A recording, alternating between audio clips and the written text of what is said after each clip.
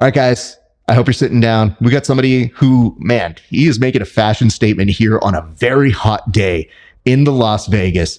But please welcome to the show for the very first time, one, Armin Bruni. How are you doing, sir? Pleasure to meet. Thank you for having me, brother. Okay. I love this. I want to make sure I'm clear. This is awesome, but it looks hot on a hot day. Is it like breezy? Do you feel hot with that thing? Because I'm in a suit jacket and I'm only doing it because I'm doing this with y'all. How does it feel to be wearing that when you were outside? It's definitely hot, man. Living in Vegas, people know during this time it gets super hot. No matter what you wear, you'll be sweating. But this shirt, for sure, I'm feeling it. I mean, I thought about it. I was like, it's the smartest play you could do with no undershirt. True. And just having it be very loose. And you know what? The nice part is we left it open-ended for everybody to make their own fashion statement.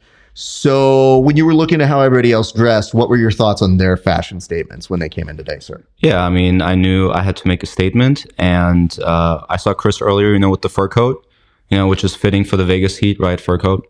So I was like, I gotta match that kind of intensity. So. You knew he was gonna bring it. Oh yeah, with his side. Chris, my boy, man. He always brings the heat. So we've mentioned he's very Dennis Rodman-esque in his style and appearance here in Jiu-Jitsu, and we like that. We appreciate that. Yours, classic, very relaxed. More, yeah. I do like it. It's an upscale version though. So that's the nice part, that if you're paying attention, like everybody here have made notes. I'm like, okay, cool. Love the watch, love the detail with that and the little band with that. So appreciate it. I see the style. And functionality, everything. Absolutely. Yeah. My question here is, as I was looking at the watch, I saw on the tattoo, what does the tattoo say right there? The tattoo says, as iron sharpens iron, so one man sharpens another. The first gym I ever trained at back in Atlanta, Georgia, my old coach, he had that in really big font on the wall. And when I walked in that gym as a beginner, I remember that quote. It kind of just stuck with me because that's what the room was about. Like one of the toughest rooms probably in the entire sport.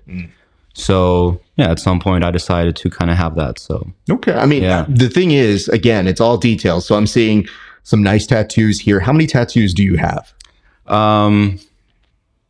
A few of them for sure. Well, I and most of them like unplanned, like not a lot of meaning. It just looks good. That's it. Understood. And listen, I have 0 tattoos, but I have a buddy of mine who has a lot. Yeah. Almost running out of real estate kind of guy. And the one area that we have in our Venn diagram as somebody who has 0 and he has a lot is we both like finding terrible tattoos. So we will send them back and forth to each other. Yeah. And there are times where, especially in fighters, I go, this tattoo was a choice. I wouldn't have. And he's like, damn, that's a terrible tattoo too. What's the worst one you've ever seen? Brock Lesnar's has to be up there because he got so nervous that the grenade they made looked like a penis that he decided to go with it having a sword in between. And people were like, it's got a sword. It's not a penis. Yeah. That was a grenade. That's weird. There's a lot of really bad ones. And I just feel sympathy because I think like, oh, you have to live with that. Yeah. But I saw, was that a tiger underneath here, sir? Yeah. Like it's a tiger and then a bunch of... That's a tiger that says Jiu Jitsu on it. Yeah. Damn, bro. So that was actually, this was my first tattoo I ever got. Okay. I was a white belt. So it's like, of course, as a fresh white belt, you have to go in and like think like, I'm going to be like a fighter or something. Yeah, but the difference is you stuck it out. So you're still here. True. It'd be different if you had been like, oh, I don't go anymore. I know, it will be different. Yeah, if I just stopped training. But actually, back then, I went with a friend who got me into jiu-jitsu at the time. And he stopped training, and I continued. So now whenever I meet him, I kind of hold it against him. I'm like, bro, what happened, man? What happened? Dude? You got the dad bod now. Oh, man. Yeah. Damn, that's hurtful. I just like the idea that you, with the friend that has it, you're always just like, man, it's a little hot. Some of us who stuck in jiu-jitsu, we kept that. That's okay. If you want to chicken out and leave, it's all good, brother. True. No, I mean, listen. Again, I have appreciation for great art. So when I see it, I'm always like, damn, bro, that looks awesome. So seeing it peer out like that, amazing, awesome. How did you get involved with the PGF? How did your association with this one come in, sir? So I live and train in Vegas. So just like there was proximity.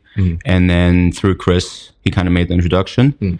And yeah, now I'm here. So pretty fast, pretty to the point. Wasn't right.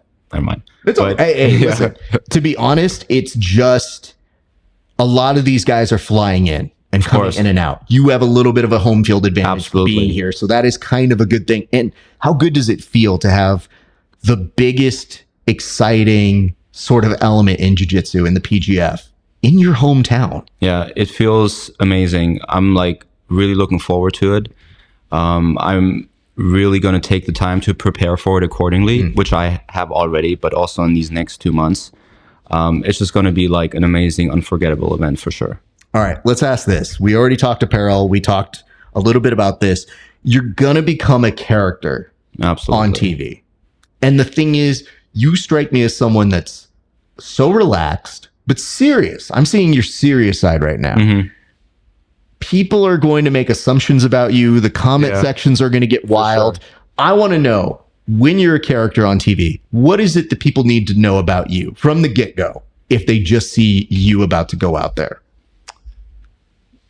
Like when they, like what I am like when I turn into a character? No. Because the thing is, you're a real human being. Yeah. To those people, you're a character on TV. For sure. So I always think, how do you humanize that person? How do you get to know who that person is?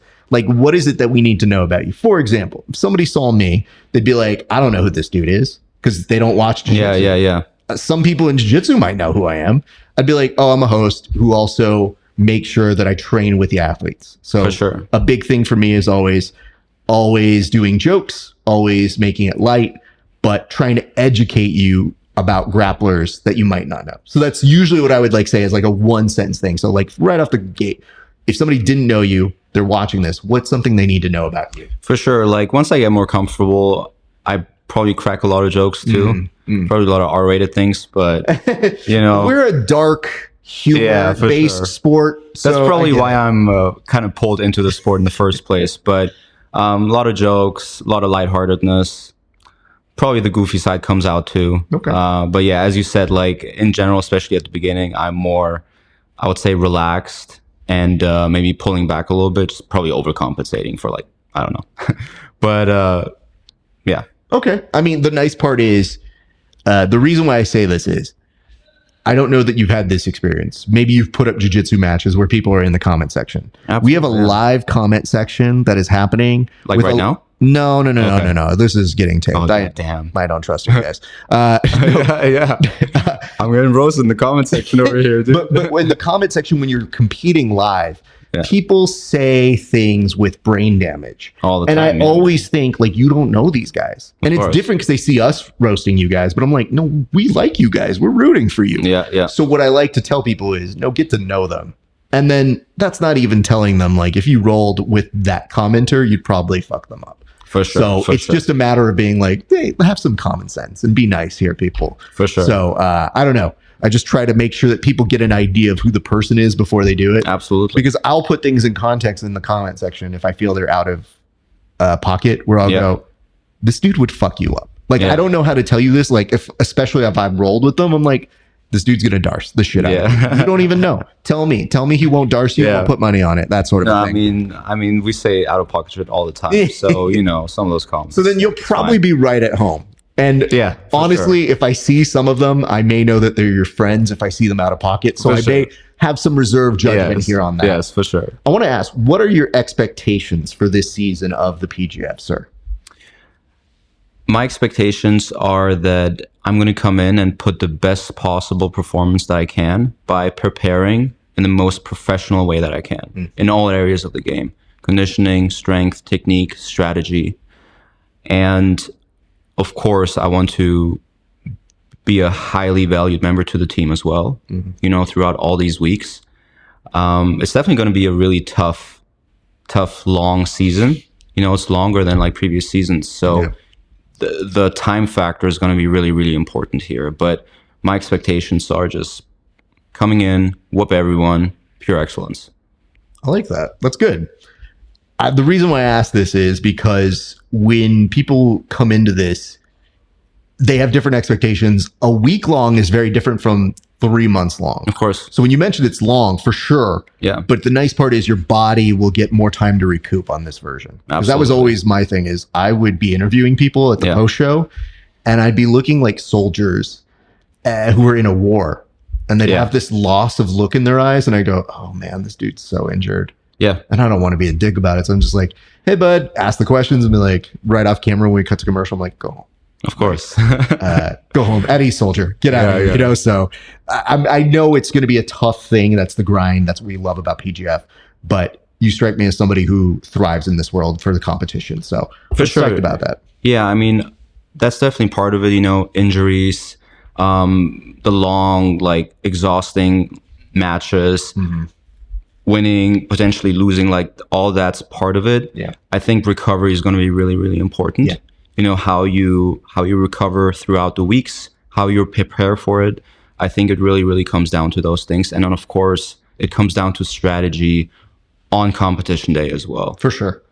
I want to ask this as the last question here for this segment, which is going to be, what would winning the PGF mean to you, sir?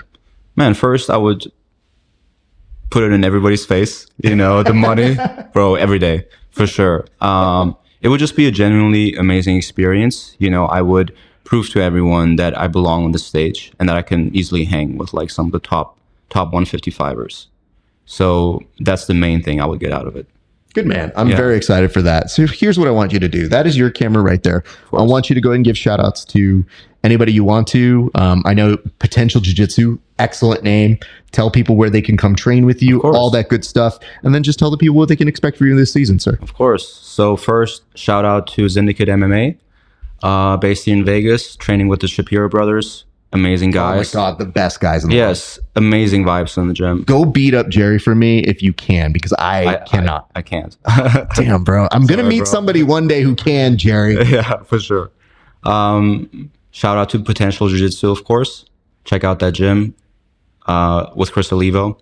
And then shout out to SDS Academy from Mannheim, Germany. I grew up in Germany, and that's the gym that I have spent a lot of time at. The instructor's name there is Spiros, and he's genuinely one of the best and most caring coaches in the entire sport. So if you're ever in Germany, go to SDS Academy in Mannheim. And then Philip, if you see this too, love you, brother. You know what? You filled in some holes for me here, because when you said Germany, I'm like, no, dark German humor. Oh, shit. Yeah. I can do the worst jokes to you. Yeah. Good to know. For sure. Man, it is a pleasure to meet. I'm looking forward to seeing you this season. I know you're going to kill it, brother. Thanks, man. All right. Don't go anywhere.